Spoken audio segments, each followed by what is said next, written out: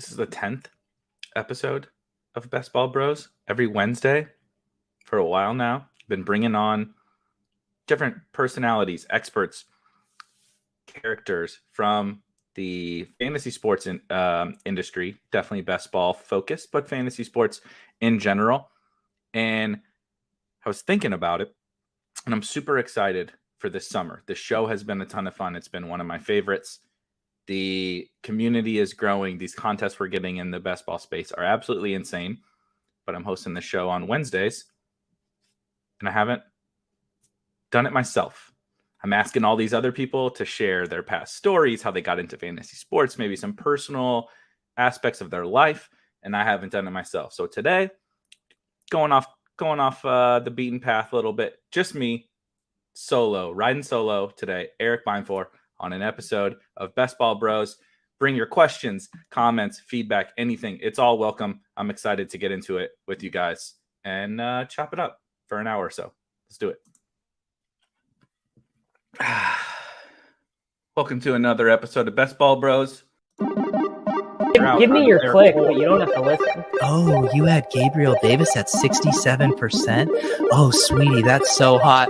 Can I curse on the show? Absolutely. I was so fucking bad. How can I lose? And the answer was by starting Allen Robinson over Jamar Chase. Well, last year kind of attached myself to Trey Sermon, which hasn't worked out too well. Bill, if you ever listen to this, I love you. He's just such a boomer now that it's painful. Mm-hmm. I did think I was going to play in the NBA when I was like 6. I'm going to tell Evan Silva they're bored. Went to the bathroom and just told Evan, hey man, this is the top 15. People love the life hacks, dude.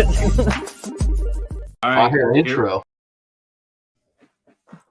I love the new intro video. Shout out Rob Coakley at King Coakley on Twitter for putting together the new intro video. So the first question that I've started asking everybody, I wish I would have done this from the very, very beginning. So maybe we'll have to bring on the first couple of folks that we had on for this, series, if you will.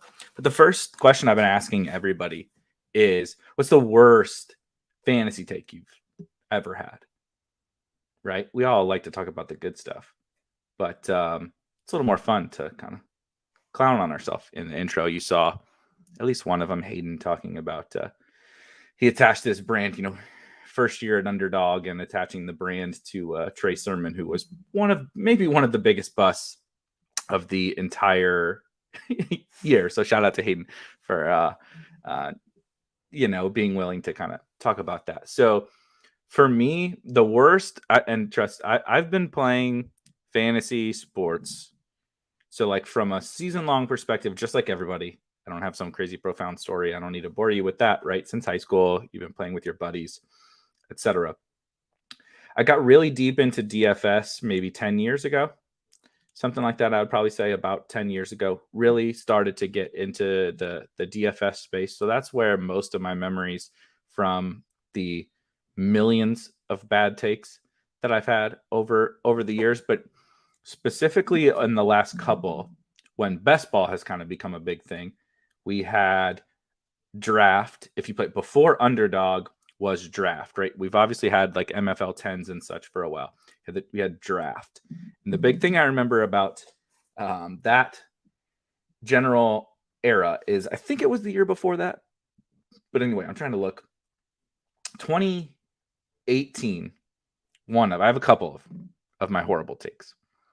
One, if you remember the name Alex Collins, this is really not that long ago either. So this is how bad I was at season long fantasy. 2018 Baltimore Ravens. So actually 1 year before, 2017 Baltimore Ravens. Alex Collins comes on down the stretch as the Ravens featured running back, and he's crushing. I should have pulled up the game logs. He's just absolutely crushing in 2017. He does the Irish dancing. I'll go ahead and share. Let me just share some Alex Collins game logs. Bet you didn't think this is what you were going to get yourself into in the first 5 minutes of this, huh? So, Alex Collins is on Seattle starting his career. He's a UDFA, I believe, maybe 6th or 7th round pick at best. ends up, isn't really doing much for the start, but look at this efficiency. Look at these yards. Look at this yards per carry. Ignore the fact that he never got any passing game work here. But he comes on for Baltimore, right? Midway through the year. Takes over. You see the star here. So he's the starting running back for the Baltimore Ravens. That's valuable. And he's just smashing, right? 100 yards here, touchdown here, multiple touchdowns here, 100 yards here. And then he's also getting passing game work. I mean, look at that. 7 targets, 8 targets, 4 targets, 6 targets. Alex Collins is the freaking man. This was, again, before I had any idea what the fuck I was doing in this space. And honestly, some might argue that I still don't. But I was like, we didn't know what the running back dead zone, or at least I certainly didn't know what the running back dead zone was in 2018, this next season. But I was like, yep, I'm in. I watched him. I put my film bro hat on, right? Put my hat on. I got real excited to get my hand in the dirt and watch the tape on Alex Collins. And I was like, this dude can fucking play. He's good. Look at the Ravens, the situation, the run game that the Ravens had. He's the lead back. 3rd round pick, Alex Collins, smash. Got to have him. Playing a fairly high stakes home auction league with a good buddy of mine. That it's actually myself and a friend who's a few years younger than me that are big into fantasy football. We took over my friend's father's team. They've been playing in this league. It's a bunch of old timers. They've been playing in this league since like before the internet.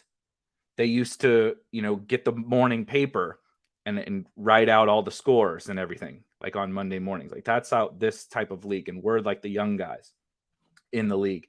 And I think that was the first year we came in and we're supposed to be the young hotshot fantasy football experts.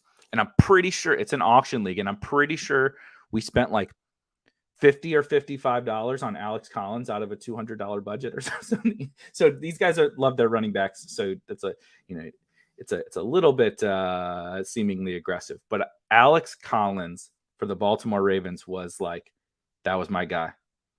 And the next year it's the running back dead zone thing. It's like drafting Josh Jacobs or David Montgomery or Mike Davis. It was like drafting Mike Davis. Actually, it's probably what it was like. It was definitely my Mike Davis moment. The only other one, the honorable mention, would be in that first year of draft.com. They had their like best ball championship or whatever they called it back then.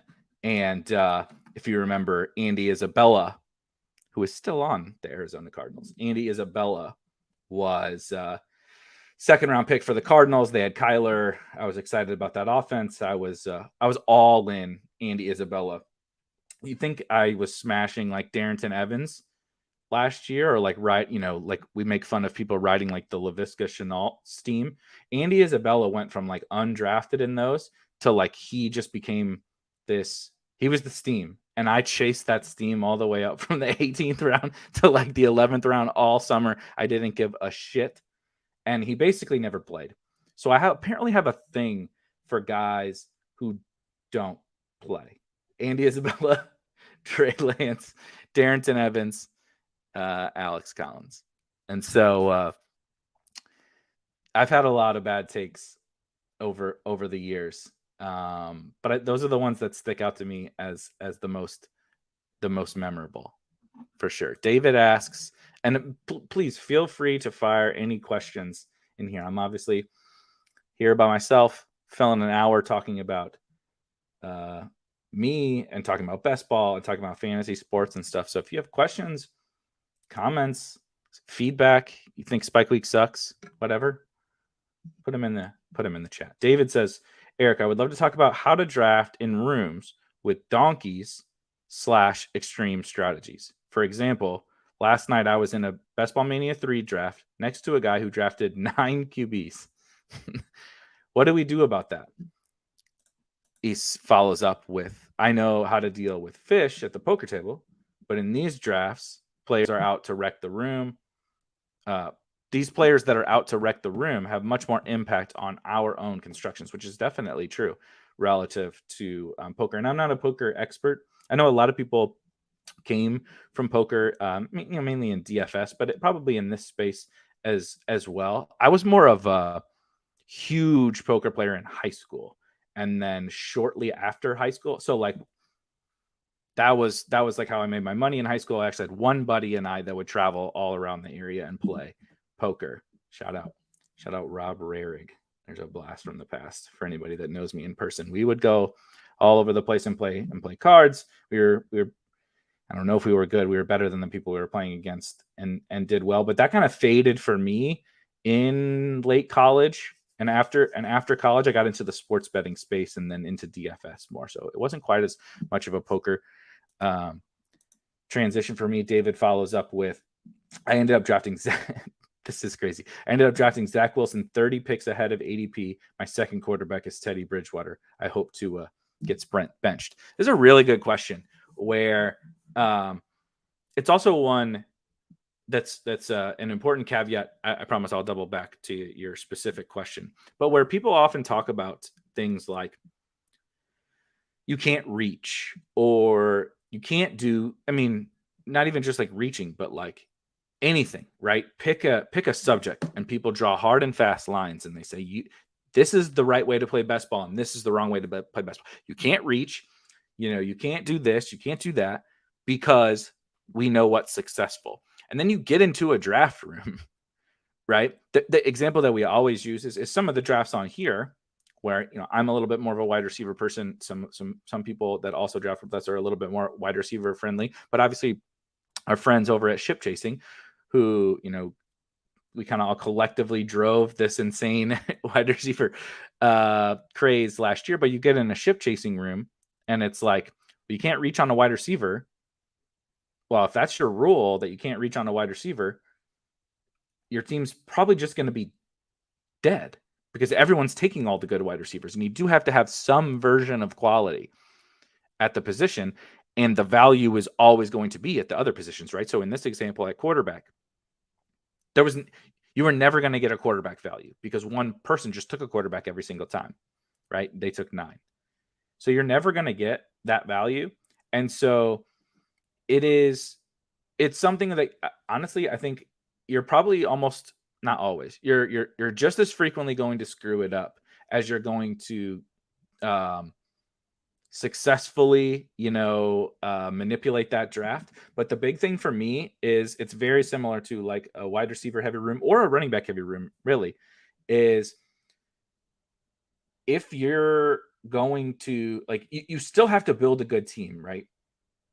Like you can sit back and laugh like, oh, ha, ha, ha, this person took 9 wide receivers. His team is dead.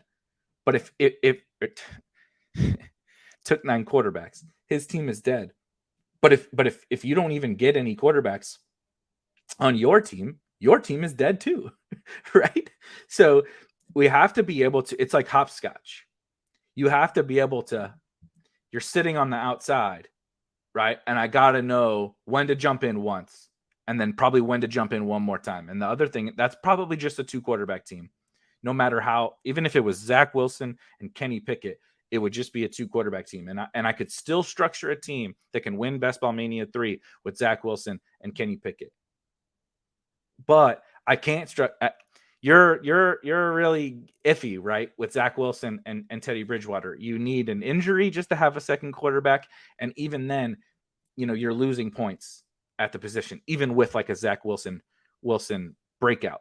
And so that's actually one I'm really happy that you brought this up because it's part of what I believe is the thing, the one skill that is actually the most important that nobody ever fucking talks about. We talk about all this other shit, right? The 0 RB versus robust RB versus pick a name for hero RB, modified 0 bullshit. We talk about all that. We talk about advance rates. We look at last year's data and you say, oh, we can draft 4 tight ends. We can do this. We can't do that. And none of that shit really matters. Like almost none of it. But what matters is if you can get into a draft room and no matter what happens, draft a good team that has a chance to win, that has win equity in that tournament. Period.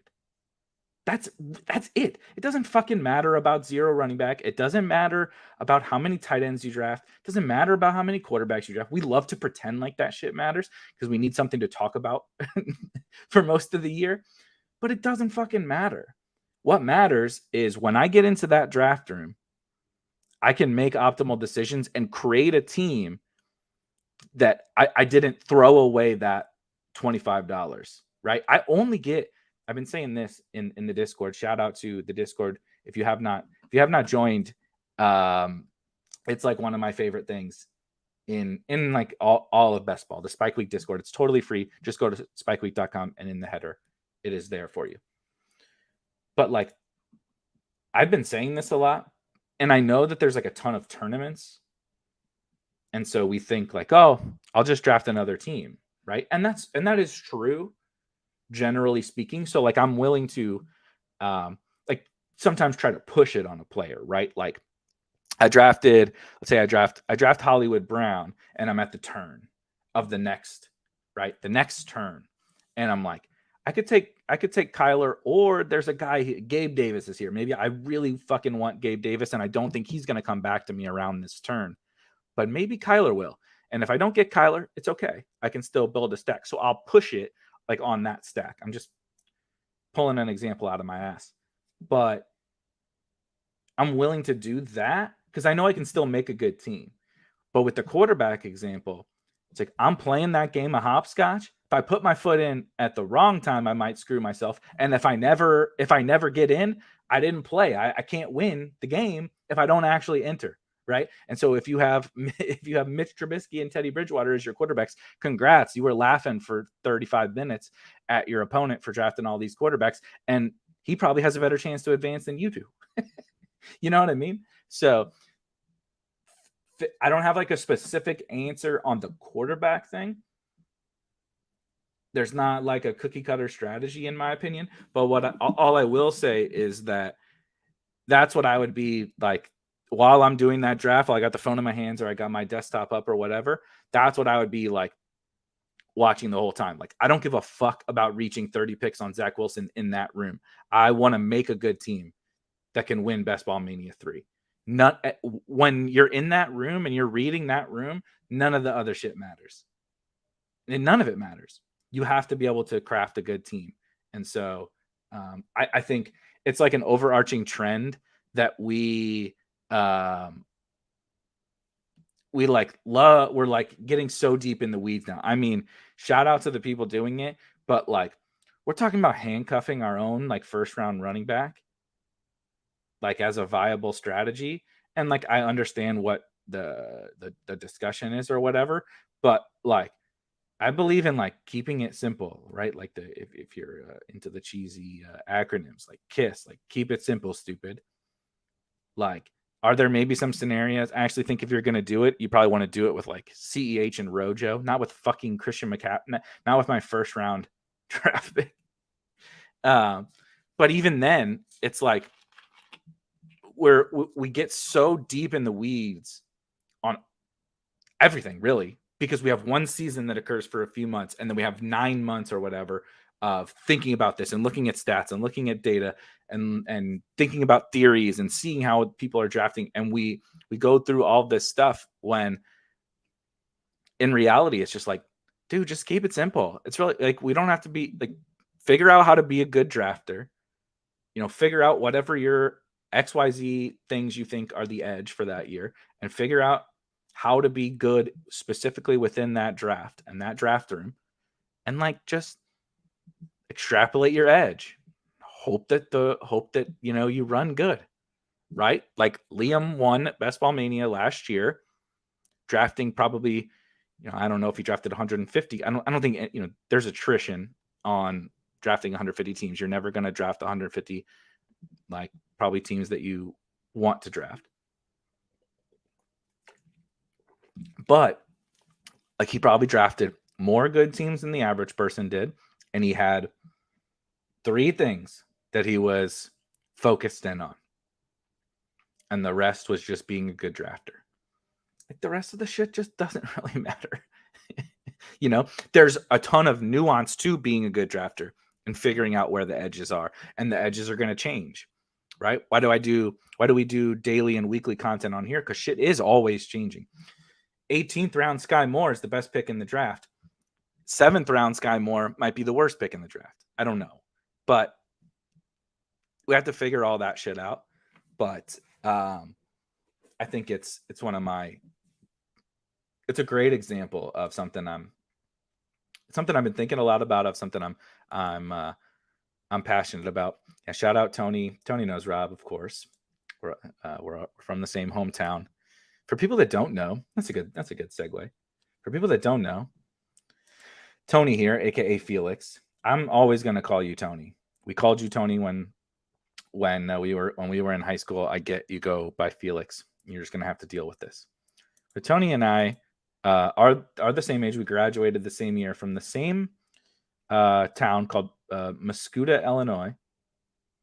It's a little less than 10,000 people, about 20 minutes outside of St. Louis. And we played sports. We were on the same football team. Tony was a badass offensive lineman, and he kind of played a little bit all over the place on defense, defensive line, and linebacker. But we played football together growing up, so it was so funny last year to see him obviously win the DraftKings Millie Maker, and like it's just such a absolutely insanely small world. That was like, obviously, other than me winning it myself, that was like such a incredible moment, and I'm so happy that he's a part of the community. Let me hit a couple more comments. Robert says, if you're in a room like that and you reach for a QB, it's likely your other picks 100%.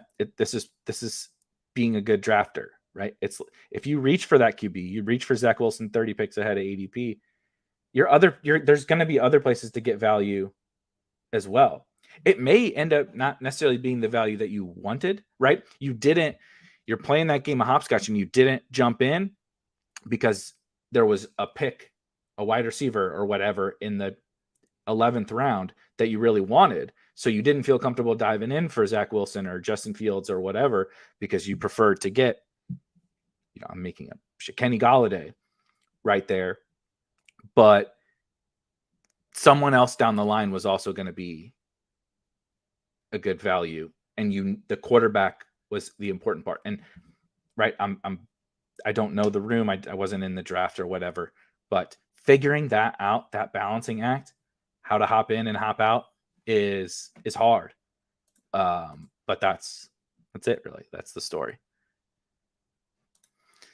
Here's a good question. Hold on, I'm going to come back to that. I just want to hit a couple of these. B. Kurt says, being able to adapt strategy on the fly is the key. That's why I love 30-second clocks. I believe I have that advantage on others. Yeah, we talked about this in the Discord too.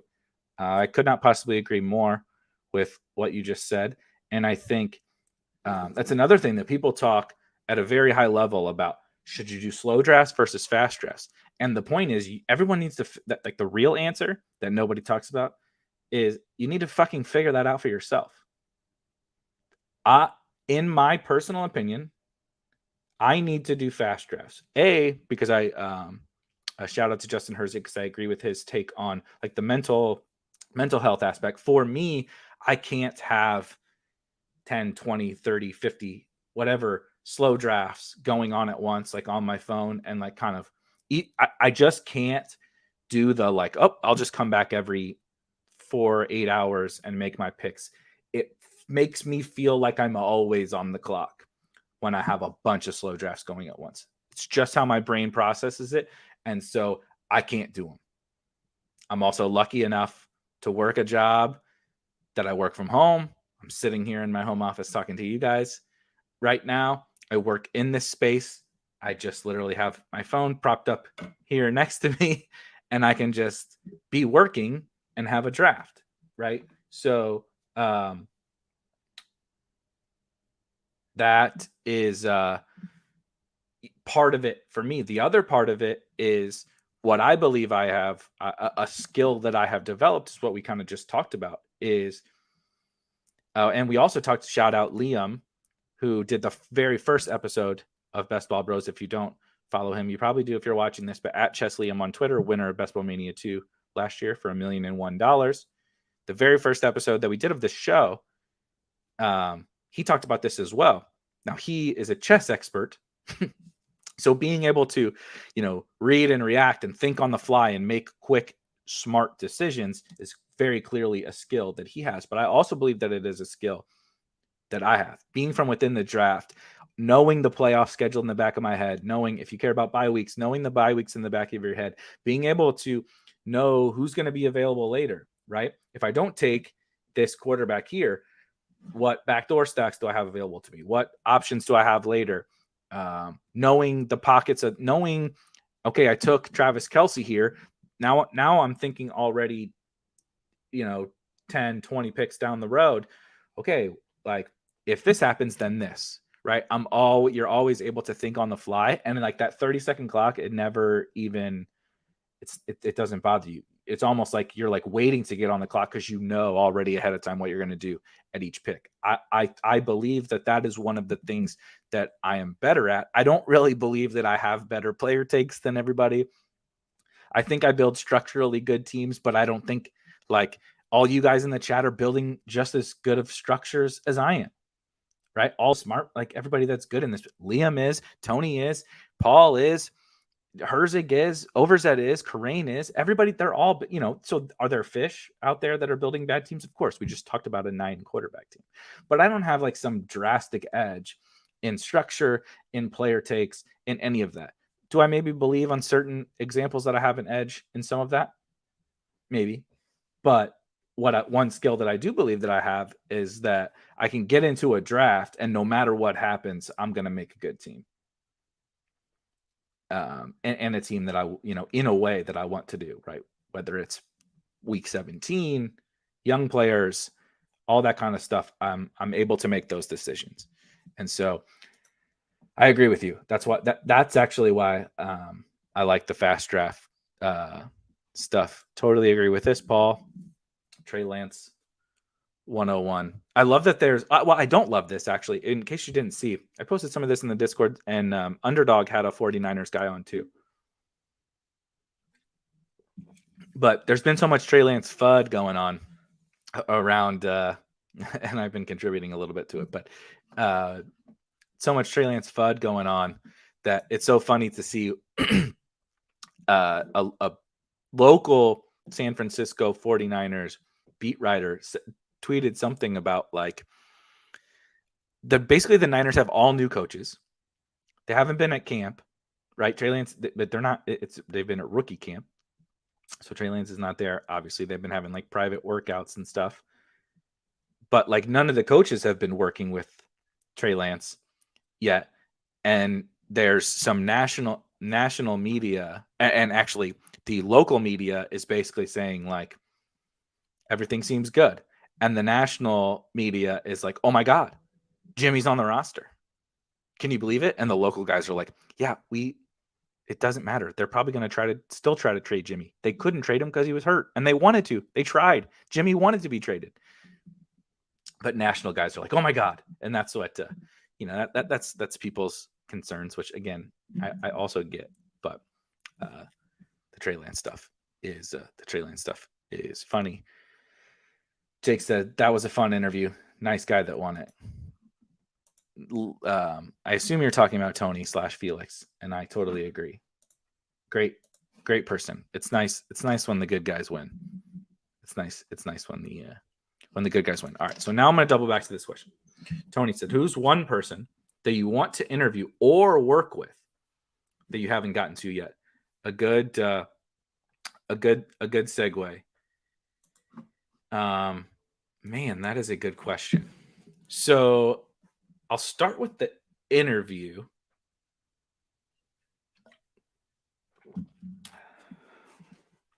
Man. So someone that I'm hoping will actually come on here, and maybe me saying this will put some good juju out there, but is Evan Silva. But he was a instrumental piece. He is and was an instrumental piece into me being here today. And I think he is that for a lot of people. And I don't think that a lot of people know kind of just how good of a person and how big of an industry pioneer and how much Evan has shaped this entire fantasy football space. Everybody knows him as the big, one of the godfathers of fantasy football, and also, this little bit of shit talker and, big tough guy. And he is a big dude. If you ever meet him, I wouldn't fuck with Evan, but he's a great guy. And I was lucky enough to meet Evan a long time ago, and he was nothing but incredibly friendly and gracious. I mean, David Silva has this way of, this is just what he does. David says, don't let Silva bully you the same way Pete got bullied on the randomizer. Yeah, he did. He got completely bullied. And frankly, that's probably what Evan would do to me. And he has earned that right. But it's funny. It's a funny story. And so to the second part of your question, Tony, I don't think I have anybody necessarily that I would want to work with, but I'll just tell a little bit of story about Evan and how kind of I met Evan and kind of got into this entire space. So we'll just go to the very beginning. Too much. It's a long way that we got to even to this Evan Silva point. So I started working at out of college. I started working at Boeing. Actually, I have a finance degree, which most people would probably never guess that I was a finance bro. But I started working in finance at Boeing out of college, and fairly shortly thereafter, I realized that I did not like big corporate finance, but I was supporting my role as a financial analyst at Boeing was actually supporting one of the analytics organizations. Now, this is 12 years ago. So I just turned 34 and I was 22 when I started there. So this is about 12 years ago. I worked at Boeing until I was, anyway, not important.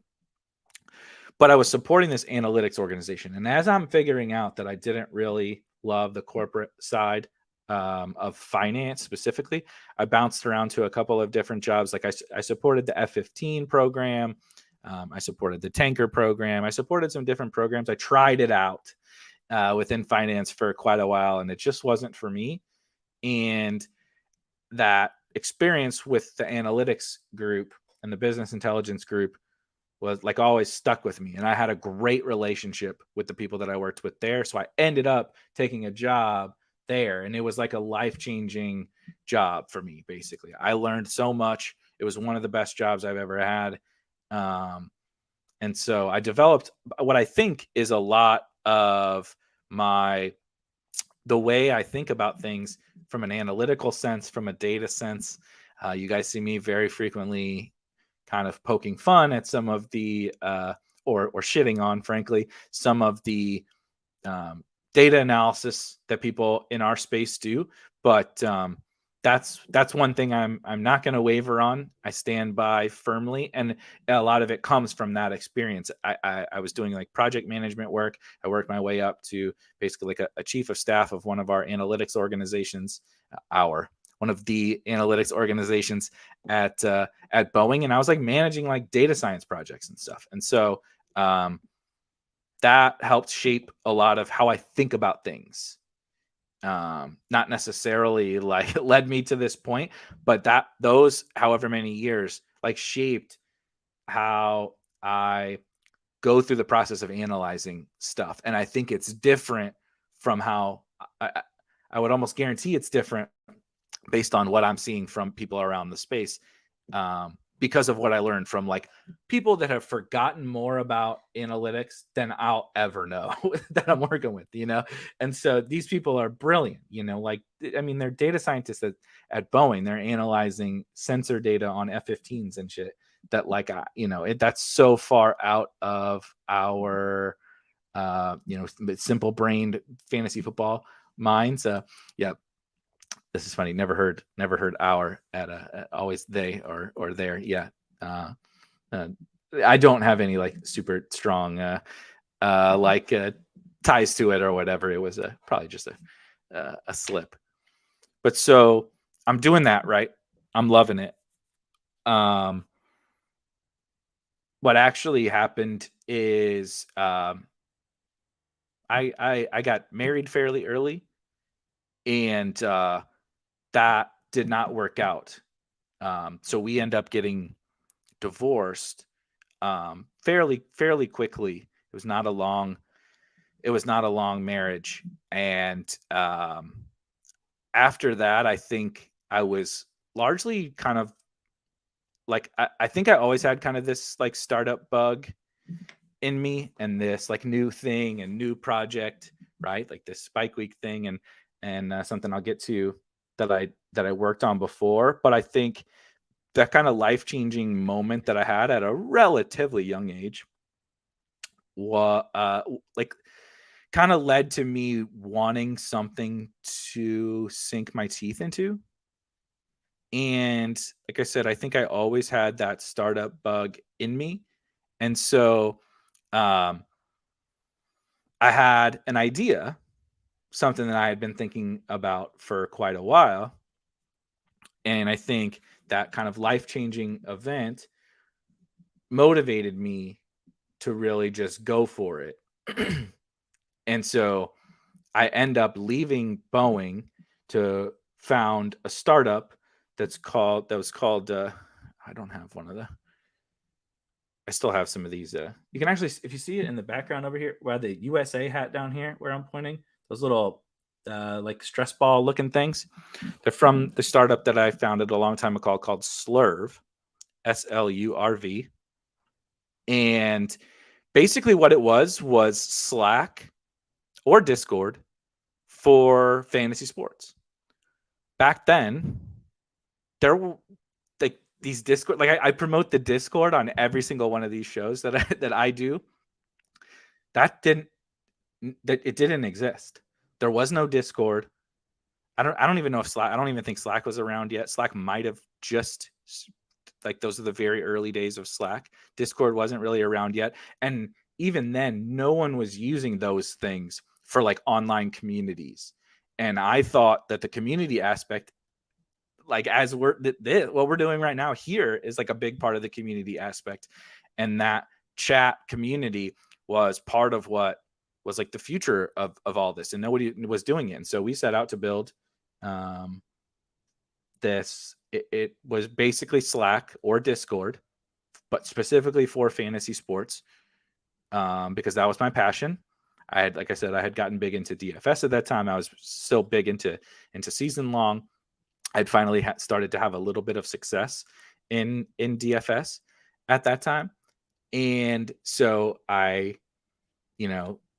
go down this startup path, me and two of my friends, for what ended up being a couple of years. And during that time, we had basically built the product and started pitching some of the companies from within the industry on, like, would you like to use this? And back then, if you remember, if you were in the DFS streets, Roto Grinders, who now employs me, had forums, which no longer exist. Just recently got shut down. Roto Grinders had forums, and they had this old school little chat box on like the show page, on the media page. And that was it. There was no, like I said, there was no Discord, there was no Slack. And that's how any company was, really. They had maybe had forums or really shitty, like AOL instant messenger looking chat features, right? And so we had built something much more similar to basically what Discord is today, with some like integrations from within the fantasy space. And the the team at RotoGrinders was actually interested, and we started down the path of building something for them, implementing our product into the RotoGrinders website. So we start down that path. I get to know some of the people at RG, mainly former CEO Cal Spears and CTO Riley Bryant. And they were having, back then, I think it was the first and only DFS Players Conference in New York. And they needed companies to like rent booths and stuff, right? They had like so they had like Matthew Berry was there, and they had a bunch of like the best DFS players giving like, not class, lectures, whatever the hell you want to call it. And like they had corporate booths and stuff. And I'll never forget this because it's so funny. I really don't remember most of the booths, but we got one because we were obviously trying to promote our product. We had started to develop a relationship with RotoGrinders. And our booth was next to StatMuse. If you're aware of who StatMuse is and the product StatMuse, StatMuse is huge now, absolutely massive. And this is like when they had like first launched. They were tiny. No one knew who they were either. And there's us, me and my two buddies, that no one knows who the fuck we are. And there's the StatMuse company, and no one knows who the fuck we are, or who the fuck they are. And we did not make it. Shocker. I mean, I'm here, and you never heard of this product that I built before, but we're next to StatMuse. So that was pretty funny. And no one went to the fucking StatMuse booth, by the way. They did come to ours. But at that conference, before the conference, I had just like cold messaged Evan Silva. I promise you, I'm bringing it back to Silva. Just like straight up cold message. Because what we were trying to do was bring in, basically we were going to pay some of the people in the fantasy sports space to like do some shows or do some content or whatever. Honestly, extremely similar to what Underdog is doing right now, right? Underdog has their product, and then they have their content wing, like Josh and Hayden and Trill and all these guys, Wob, and they're paying them as their content wing, and it drives people to their product, right? So we had actually set down that very similar path. We had we ended up having fantasy football shows, and Silva was one of the first people that I reached out to. I cold message Evan Silva, and or Adam, his DMs aren't open on Twitter. I just at Evan Silva. Hey, got this project, whatever. Want to see if you would be interested. Like, there's random me with 300 followers or whatever on Twitter. Like, nobody fucking knows who I am. Nobody gives a shit. I'm like, hey, I got this startup. Think you might be interested, whatever. Fully expecting that nothing to amount to nothing. 5 minutes later, he DMs me his phone number. This is all he says. Whatever his phone number is. 217-670, blah, blah, blah. Call me. That's it. So there's, dumb young me with my startup. Like, Evan is like the crown jewel of getting one of these guys to come help, be a part of this product. And he's just like, yeah, call me, dude. We talked for a half hour or something like that. I told him what we were trying to do, and he was like, yep, I'm in. I'll help, I'll help in any way that I can help. And so he actually did shows. We had Silva and Davis Maddock. Had Adam Levitan back then, before he was who he is now today. Chris Raybon, Jeff Ulrich. We had the Fantasy Football Degenerates guys back when it was Kenny, Brad, and Zach. If you follow those guys, and so it's come full circle. So that whole thing, like I said, ended up just not working out. We couldn't quite get the tech to where we wanted to be and get the financial model to where we wanted to be. So that thing did not work out. But all of this, and Evan kind of helping me in those early stages and everything, ended up leading me to getting to know my what is now former boss, Cal Spears, fairly well. And him ending up bringing me on at Rotogrinders there after my startup did not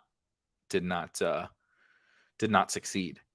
And so, long-winded way of saying people like Evan are gold mines in this entire space, and I wouldn't be where I was without him. And I know a lot of other people. Had Josh Norris on, had Hayden on, have talked to many other people that would not be where they are without Evan. So that's pretty much how I got to be where we are today, right? Well, I started in the Rotogrinder space doing DFS stuff, project management, actually. Moved from the product side to content, and then from the DFS content side of things to best ball. And here we are, spikeweek.com. Like and subscribe, all that stupid bullshit that everybody says. I fucking hate that.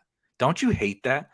Somebody, has anyone ever said on a show that you listen to on YouTube or watch, whatever, has anyone ever said, hey, do us a favor and like and subscribe, like this video and subscribe to the channel? Has anyone ever said that on a show when you were like, oh yeah, he's so fucking right, I got it, let's like and subscribe? Like, I appreciate when the people in the chat are like, hey, do it like organically, kind of doing it. It's so bad. I don't think it works. I don't think that there's evidence that it works. If you create good content, I'm not saying I fucking create good content, but I'm saying if you create good content that people like, they'll like and subscribe. Begging for it, not my thing. Not my thing. See, look at that. Do the reverse psychology. That's how you get them. Reverse psychology. See, again, reverse psychology. I got Rob in the chat to do it for me, and I got Peng's Picks to do it while telling him not to. I literally said it's fucking stupid that people say like and subscribe, and he was like, he's right, and he clicked like. But I bet you that video he watched yesterday, where the guy said, oh, please like my video, I bet you he didn't like it. I don't.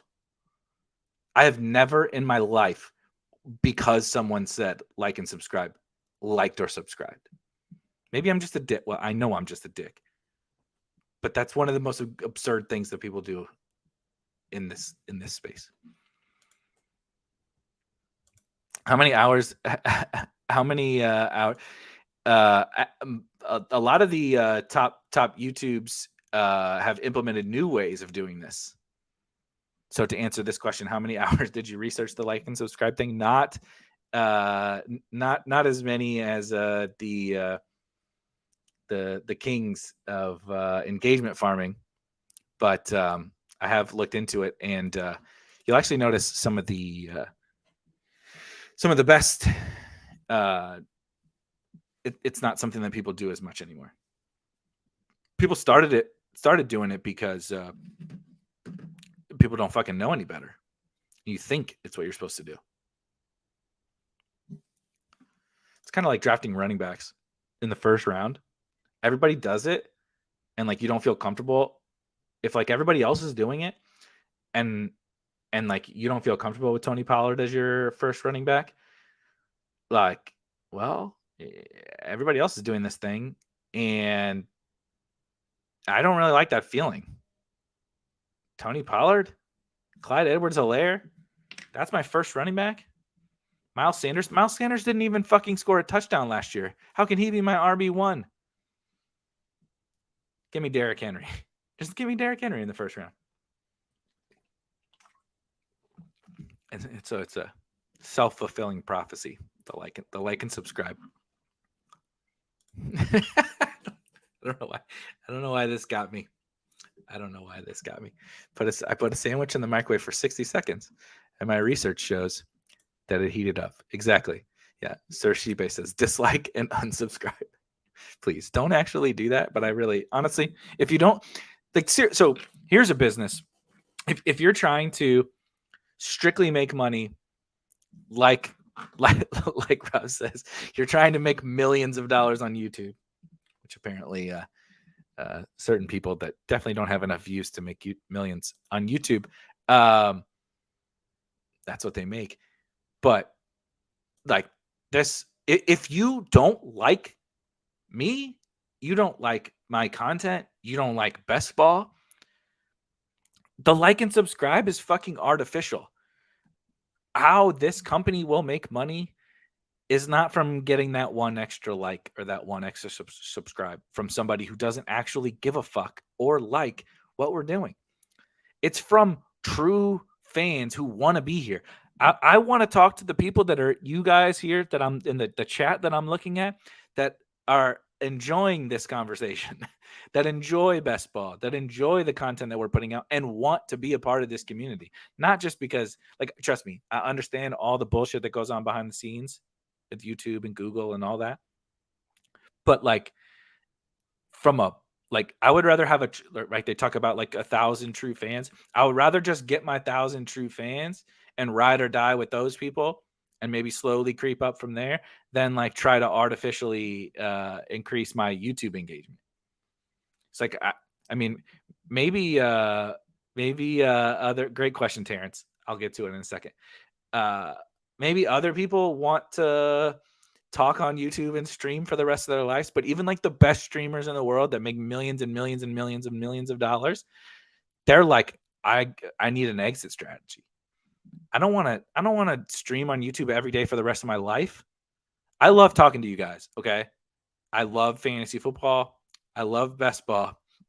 I don't want to be 65 years old firing up this stream with a fucking backwards snapback on with some lights in the background. Like, that shit's not cool. I don't want to do this for the rest of my life. You know what I mean? Like, so like, let's build something together. Like I want to build something that you guys like. We can all like build something together. I don't want to, I don't want to talk into this microphone for the rest of my life and beg for likes. You know what I mean? Rob does. Rob wants to sit on YouTube and beg for likes for the rest of his career. That's what he figured out. So Terrence asks, how in the world is Darius Miles your favorite player? There has to be a story there. Yeah, there's definitely a story. So I'm born and raised, like I said, in a suburb of St. Louis on the Illinois side, actually. I still live in the area. And I started to become a basketball fan at a pretty young age. Basketball is actually my first love. I talk a lot more about football. I played college football. I love football. Football has become a love, but basketball was my first love, undoubtedly. And I think a part of that, why basketball was my first love, was my grandpa was a diehard basketball fan.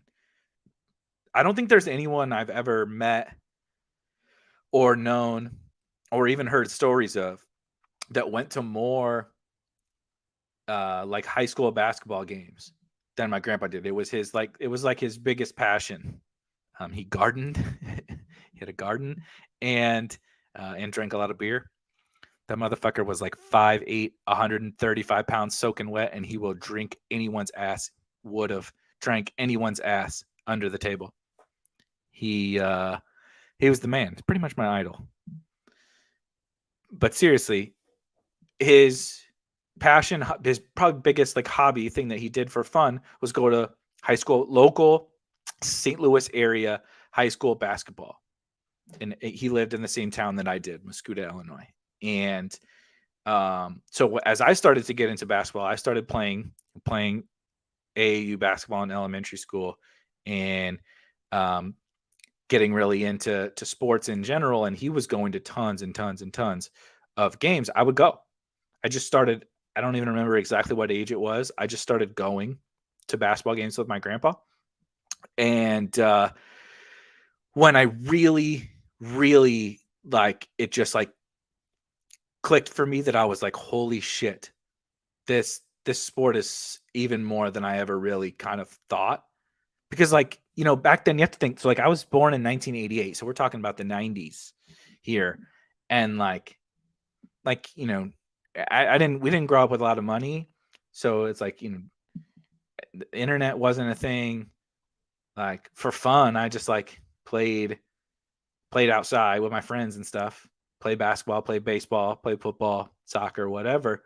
And so, like, you know, like I watched some sports on TV, but like not a ton until kind of this general era, which you also see if you're watching on YouTube. I'm rocking a Penny Hardaway shirt, and I just got a Penny Hardaway poster in. I just haven't got it up on the wall yet. But this like general era when I, you know, in the 90s when I was a kid, and Darius Miles is from East St. Louis. And if you don't know who Darius Miles is, punch him into the Google machine. But he went straight out of high school to the NBA from East St. Louis, Illinois. And I went and saw him play a bunch of times because he was undoubtedly the best high school basketball player I've ever seen in my life in person. Well, I guess I've watched a few of the kind of pros now, Tatum's and such. But you know, for a long time, especially, you know, I was going around watching shitty Southern Illinois high school basketball, and it really wasn't that shitty. It's a decent area for basketball, but you know, the best kids that I was going to see when I was at that young age were like kids that are maybe playing low level D1 ball. Like, that's the best kids, right? And then there's this dude at East St. Louis, Darius Miles, and we go to see him, which is really funny because my grandpa was about, like I said, about a 5'8", 135-pound old white dude. And if you're not familiar with East St. Louis, it's one of the most dangerous cities in the world, actually. I don't know, I haven't looked in quite a while, but you know, there was a time where, like, per capita, it had the highest murder rate in the world, not the country, the world. And you know, it's not a super safe place to be. But my grandpa didn't give a fuck. My grandpa did not care. And he took me and him to East St. Louis High School, and we sat in the bleachers and we watched Darius Miles play. And I was just like, as a kid, I'm just like, this dude is not the same as these other players that I've been seeing. And so he like changed like sports for me. He was that dude. And then so he goes straight to the NBA out of high school. He gets picked 3rd overall by the Clippers. But then when I'm in high school, I'm 16. I worked at the local Finish Line in Fairview Heights, Illinois. Again, like, you could like throw a stone and hit downtown St. Louis from Fairview Heights. And we had a mall. I guess we technically still have a mall, but back when malls were cool, I worked at the mall at a Finish Line. I'm big into sneakers. I was big into sneakers back then too. And one day I'm just working, and in walks Darius Miles, and I was like starstruck. So I sold Darius Miles shoes, but the best part of that story was he had an entourage with him, and one of his buddies goes over and gets it's called St. Clair Square in Fairview Heights, St. Clair Square. One of his buddies you guys have been to Finish Lines and shoe stores, right? Goes and picks up some Jordans off the wall, brings them over, doesn't say a word, because I'm selling Darius Miles some shoes. So I'm like right here, you know, right next to him. And this dude brings over a pair of shoes and is like, "What do you think?" And D Miles says, like, "You think you're getting those?" And the guy was like, "Well, what do you think?" And this motherfucker just backhanded him in the middle of the fucking store. Like, he's like, "Yo, put those fucking shoes back. You're not getting those." And I was just like, this dude's awesome. It's like this guy was like, he like changed sports for me growing up, and now I just watched him bitch slap one of his groupies or whatever. Not groupies, because it was a guy. But so anyway, Darius Miles is awesome. He also went through some dark periods. If you haven't read, I'm actually going to look this up and post this, because I'm glad you asked, because it like kind of sort of hits home with me. But I'm posting this. Also, one of my best friends from college works at the Players Tribune, and I posted it in the chat, a Players Tribune article called "What the Hell Happened to Darius Miles," and it tells his story. And I just think it's really good to hear the story of, this guy was McDonald's All-American, straight out of high school to the NBA, number 3 overall pick, made gobs of money, was super popular in the NBA. Him and the Clippers, like made this popular. Two taps to the head, they're dunking, they're going crazy. And even he went through some dark times, and like really, really dark times. They're in the article. I won't spoil it for everybody, but even somebody that makes $100 million or whatever can have some really tough times, and they can bounce back. And I think that's, even from tough places, he came from a tough place, and those kind of things have just always really hit home with me. I've had my own. I think everybody probably has. I've had my own like down times. I talked about after, so I got divorced at a young age, and I actually did okay going through that, but I think it was because I did the startup thing. Like I just like sunk my teeth into something really quickly afterwards, and like just went all in on that thing, and like had fantasy sports, and like I was working with 2 of my best friends, and like everything was good, so that was like my escape, if you will. And then the slurve thing didn't work, and like there were moments where I thought it was really gonna work, and when it doesn't, and then I'm like having to like go find another shitty corporate job that I didn't want. I went through my own tough times.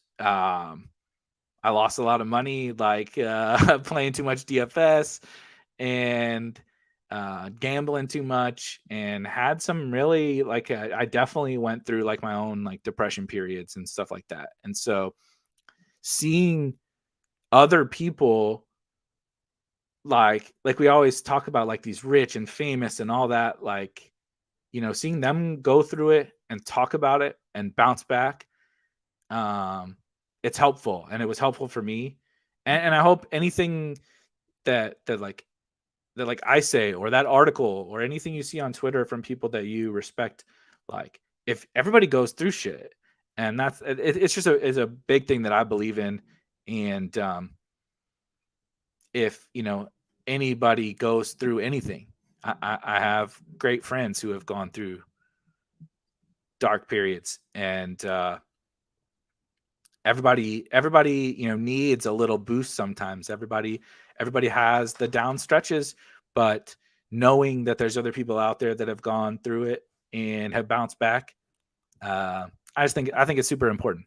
And as weird as it is that like me, this stupid white kid talking about fantasy sports for a living from Muscuda, Illinois, that the dude is Darius Miles, that kind of like helps with that.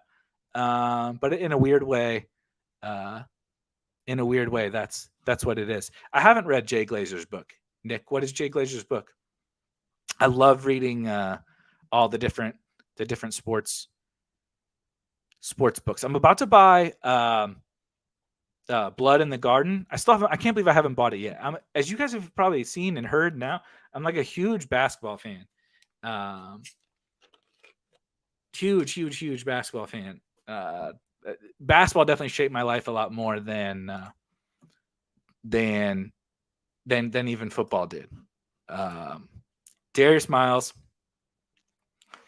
So I obviously have the D Miles jersey up, and then I'm putting up a Penny Hardaway poster. That's my D Miles and Penny Hardaway are my favorite basketball players of all time.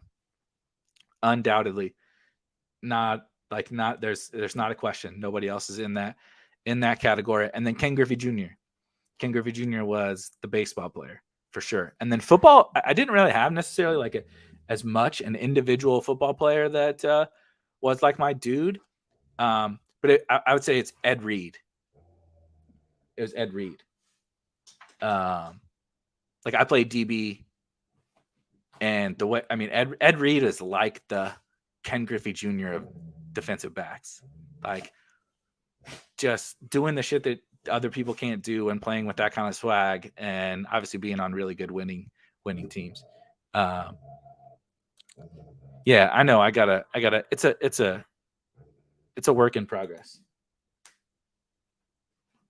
It's a work in progress. Chris Herring is awesome, and I'm a little upset with myself that I haven't got the book yet. But that's such a fun era of sports in general. And I wasn't a Knicks fan or anything like that. So the Blood in the Garden is like for anybody that doesn't know, is about the '90s Knicks, the Patrick Ewing era, Pat Riley era, etc. '90s Knicks, and the stories are supposedly just absolutely awesome. Darius Miles, St. Louis legend. Yeah, unfortunately, East St. Louis is still not great. Oh my God, Gobler says I'm going to be in downtown St. Louis this weekend. Any must-visit restaurant recommendations? So depends on what you're looking for. But so if you're looking for like a super nice fancy dinner, I'll be honest with you, it's been several years since I've gone downtown because we had the pandemic for like a nice meal, like a super fancy dinner. If you like Italian food, our favorite place to go is it's a neighborhood. St. Louis is the downtown area is like really, really small. And honestly, most of the best stuff is not downtown. There's like a ton of surrounding neighborhoods. They all have like specific little names that have all the like, and you go to each neighborhood, they're all very, very different. It's weird. It's a very weird city. But there's a place called The Hill. Old, like super old school Italian neighborhood. And almost anywhere that you go on The Hill is going to be good. Let me look and see here. Yeah, Charlie Gito's, I guess. I think that was the last place we went. Charlie Gito's, Canetto's.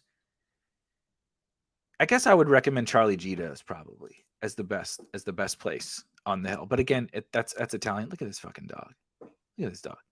He's sniffing and hitting his nose on. There's pens in that coffee mug. Griffey, what are you doing? Stop doing that. Rob says Eric's just making video edits of Darius Miles to the St. Lunatics song Midwest Swing.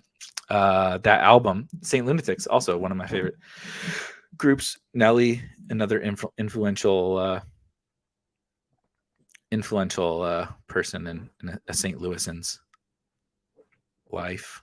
Let me see. Oh, the Glazer book is about mental health. I'll have to check it out.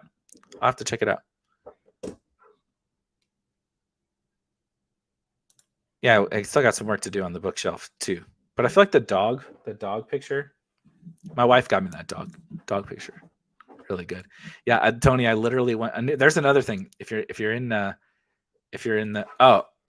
So two things. One, if you are in the area, Ski is a phenomenal local soda. It's like a much better Mountain Dew. And so if you're here for a boys trip, I would recommend Soulard, the neighborhood called Soulard, Soulard. It's tons. It's all it is pubs, bars, more casual restaurants, bars and grills type stuff. But some really, really, really, really awesome like pub type places in Soulard. Like just bar crawl it all the way down Soulard. It's easy. It's all walkable. It's a little neighborhood kind of. It's also very close to like Busch Stadium, the Cardinal Stadium, and so like you're still very close to downtown. Like it's very, very close to downtown. But that's where we would go like party and hang out and stuff is in Soulard. Let me see. Yeah, Paul says I remember when D Miles came to Cleveland. I was pumped. Yeah, Cleveland got both of the best St. Louis, but pre Bradley Beal and Jason Tatum era St. Louis guys. Cleveland got Larry Hughes and Darius Miles in a fairly short period of time. I almost got. There's not a lot of D Miles Clippers jerseys around. I mean, there's not a lot of Darius Miles jerseys. I'm one of the only people that wants a freaking Darius Miles jersey. So, all right, let me see if I missed any comments, and then this is funny. Peng says this is pretty true. Peng says treat St. Louis with Lion King rules. Anything the arch doesn't touch, it's unsafe. Yeah. It's definitely not the world's safest place. Oh yeah. If you haven't, Tatum and Larry Hughes are cousins. Here's a recommendation. Go like and subscribe the Knuckleheads podcast, which is Darius Miles and Quentin Richardson, who played together on the Clippers, have a podcast. They're on the 8th season. And if you like the NBA or you just like hearing about stories that current and former NBA players will tell, their podcast is an absolute must listen. And they just said, and if you just so happen to be from St. Louis, they just had Larry Hughes on, and Larry Hughes is an absolute legend. And Larry and Tatum's dad. Also legends. Terrence says a better Mountain Dew. Everybody knows a better Mountain Dew is simply more Mountain Dews. Well, that's my point. A better Mountain Dew is ski, and a better Mountain Dew is more skis. David says I lived in Portland through the whole Darius Miles Blazer era. Not the happiest of times. Yeah. Also, D Miles dropped 50 in a game for Portland, which I don't think anybody knows that. 50, 51, 47, something like that. 50 or almost 50 in an NBA game. And it was actually for the Portland Trailblazers. He would have been good. He would have been a very good NBA player, but he had knee problems. Don't we all? Yeah, that's a great strategy. Me comparing my knee problems as a 6-foot dude to the knee problems of a 6'9" NBA player. But I do have them. Back and knee. My body, like I said, I just turned 34. My body is that of like 54. My ankle pops basically in every step I take. My right ankle pops because I've sprained my ankle so many times. I throw my back out once or twice a year every year. My knees are completely shot. I still can't like bend one of my fingers because I broke my hand when I was young. It's bad. I'm embarrassed. It's embarrassing. It's really embarrassing. Yeah, Blazers have some of the most random 50-point games ever. Mighty Mouse, there's a good one. D Mouse, Andre Miller, that's a good name. He came up on one of their most recent podcasts. So anyway, we've talked a lot about random shit and Darius Miles, and so thank you for sticking with me through the bullshit. I do want to double back before we hop off and talk a little bit about best ball. Not necessarily best ball for this year, because you're going to hear me talk about that 100 times before the season gets here. But just in general, this is fucking crazy, man. Like, I don't know what I expected for this. I'm curious what you guys expected. Are you surprised by the insane contests that we're seeing? I feel like I was super bullish, and this is even crazier than I ever would have expected. I posted a tweet. I need to stop tweeting so much because it's hard to go back and find some of these. But I posted this tweet that says, good Lord. Also, look at this picture. Look at this fucking picture of these clowns. Unbelievable. Oh,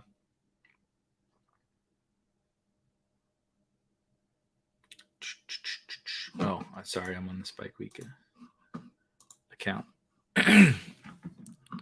Let's go.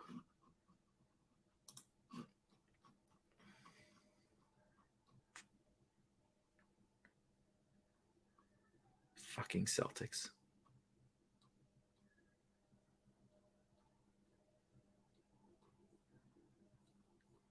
Son of a bitch. Where? Oh, here we go. All right.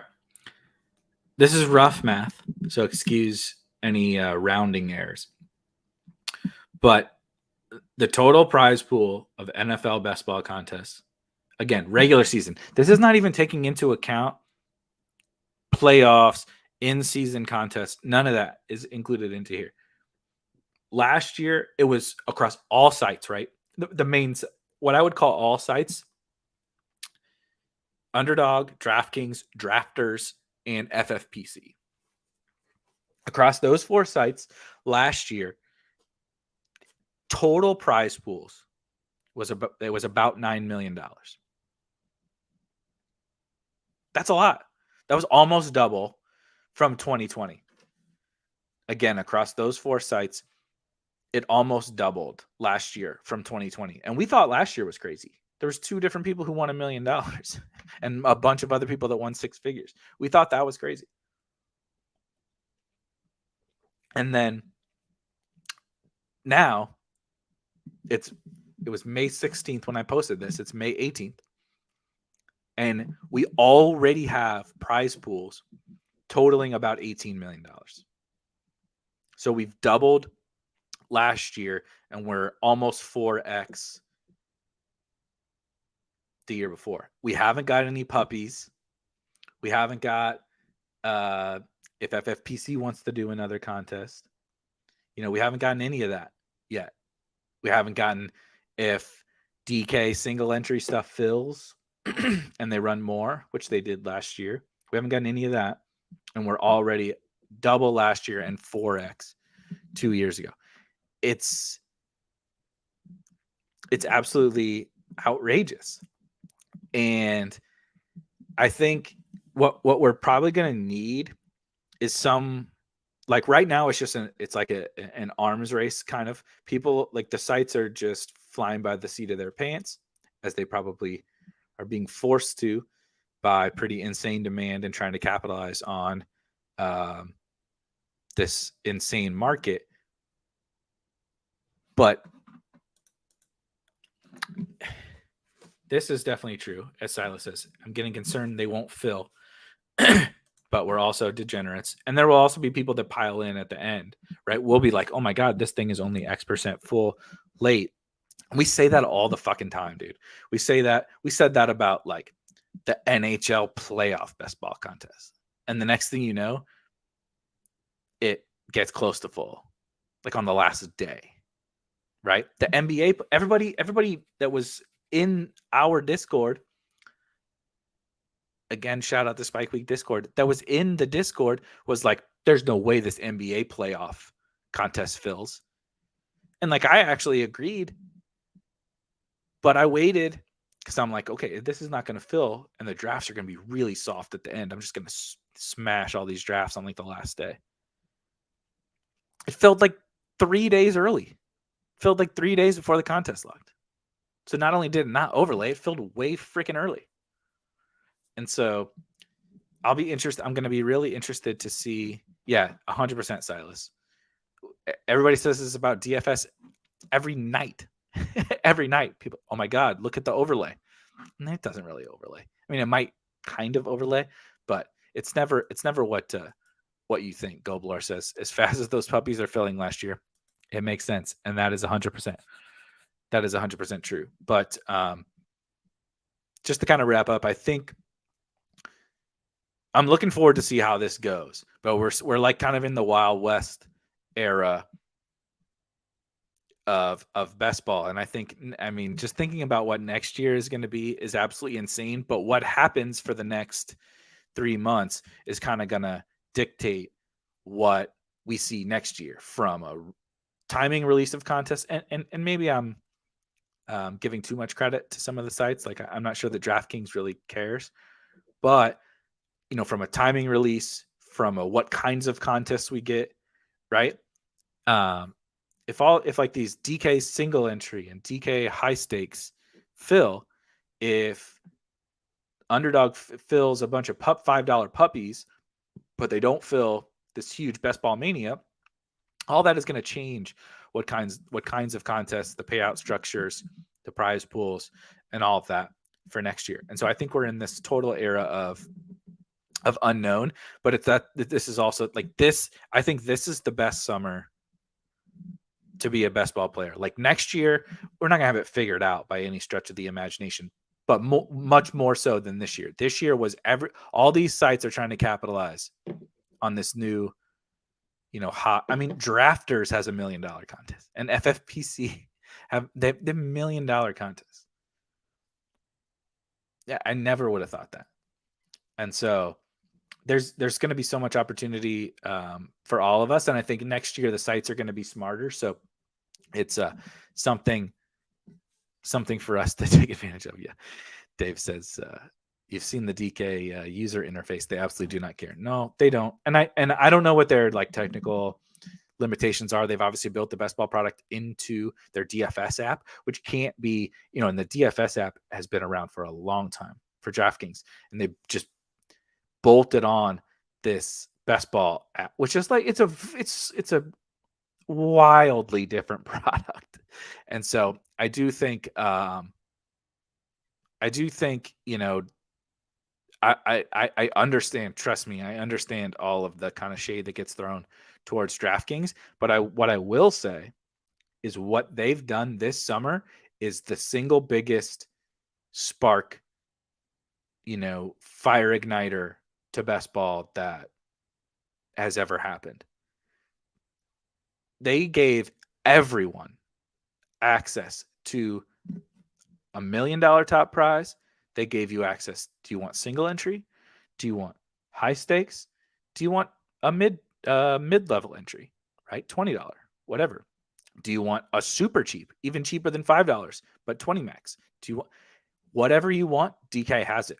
Underdog doesn't have that right now, right? Drafter certainly doesn't. FFPC certainly doesn't. And so we can throw, like, trust me, I don't enjoy drafting on the DK app either, but they're feeding us. They're feeding everyone that, I assume people watching or listening to this, are hardcore and very much into this and probably have an edge in any draft that they do. But in the DK stuff, it's a feeding frenzy.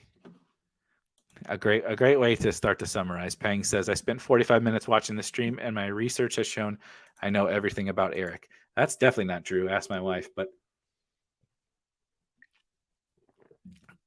hopefully you know a little bit more about me. To wrap up, I did want to have this with just me, and I appreciate you guys hanging out. This was awesome. We've obviously gone over an hour, but this was awesome. But I wanted to do it because we're about to before we know it, we're going to be in like the true heart of draft season, and we're actually going to have camp and news and all that different shit to talk about. And like, I'm having these interviews with other people on Wednesday. I'm asking, people to show up and watch the streams that I'm doing. Or I'm asking people to chat in the Discord, right? I say join the Discord every fucking stream that we have.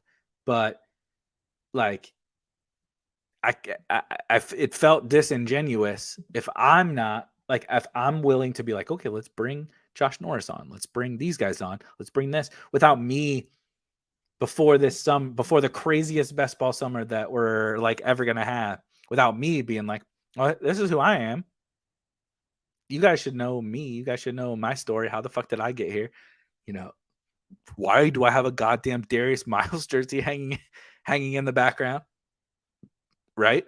Like, I mean, the only thing people have really known is like I have dogs and they bark on every stream, and so I felt it was important to share, maybe some of the stupid or funny moments, but also some of the real moments. Like, at the end of the day, like, we're having streams and conversations about fantasy sports. It's like that part is really not that serious. But what is to me serious is like, I want to hang up. I want to sit here and hang out and like shoot the shit with people that are interested in the same thing that I am, but are also interested, right, in like having a real conversation with me. And without knowing anything, like, how can I expect anybody to like show up and just like listen to me if we're not like real with each other? You know what I mean? And like, why the fuck do you have a Darius Miles jersey in the background? Right? Doesn't make any sense. So I will say, I don't think this is a bad point, Terrence. If they wanted to. I don't think they want to. But if they wanted to, I do agree. So tomorrow is the Best Ball Theory show. Friday will be another draft stream. I don't know yet, to be totally honest, what the subject of tomorrow's stream is going to be. I will post it in the morning when I get all that ironed out. That will be at this same time, 5 p.m. Eastern tomorrow. And Friday will also be at 5 p.m. Eastern. Friday, I believe we'll be doing a drafters draft. We pivoted to a BBM draft because last week we had Liam, the freaking winner of Best Ball Mania 2 on. Got to do a Underdog draft. But going to pivot back to a drafters draft on Friday. And then I think tomorrow we're going to talk a little bit more about week 17. I think that's the tentative plan, but I don't have it 100%. 100%. Ironed out. Totally agree. Streams are all fun and games. We're all just here to have fun and enjoy ourselves. Shout out to you guys. Thank you for joining. This was an absolute blast. Hope you guys enjoyed it about as much as I did. And as Rob always says, do not like and subscribe. Actually, unlike and unsubscribe. That's stupid. Shout out to everybody from St. Louis. Shout out to Darius Miles. If you ever listen to this, use promo code SPIKE and hit me up. We can go out to lunch or something. But seriously, thanks, guys. I will catch you tomorrow, 5 p.m. We'll get back into the stuff you're probably actually here to talk about, not just this other nonsense we talked about for an hour and a half. Catch you guys later. See ya.